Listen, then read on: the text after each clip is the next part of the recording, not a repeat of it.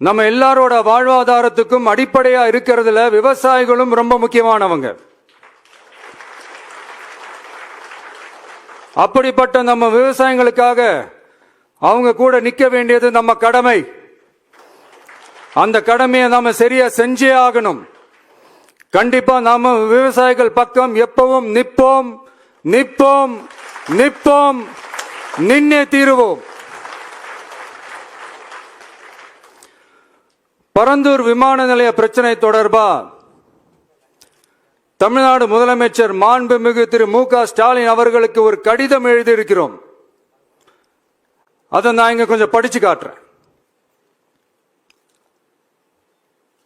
மாண்புமிகு தமிழ்நாடு முதலமைச்சர் அவர்களுக்கு வணக்கம்.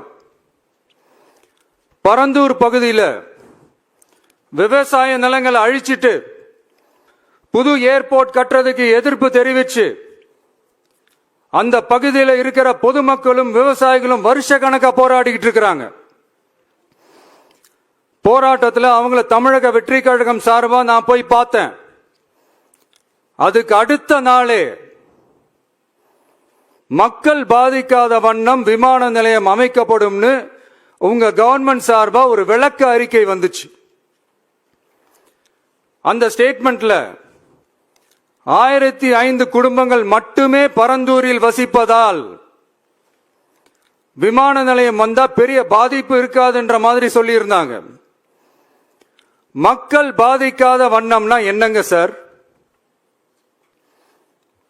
ஒன்னு அந்த இடத்துல ஏர்போர்ட் வருதுன்னு சொல்லணும், இல்ல அந்த இடத்துல ஏர்போர்ட் வராதுன்னு சொல்லணும். ரெண்டுமே அந்த அறிக்கையில இல்ல.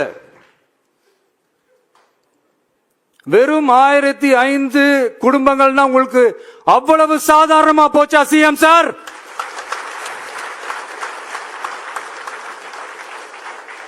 $15,000 மக்கள், அந்த மக்களும் நம்ம மக்கள் தானே.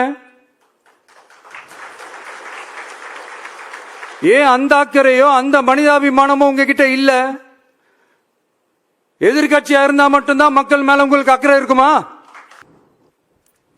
நூற்றுக்கணக்கான ஏக்கர் விவசாய நிலங்களை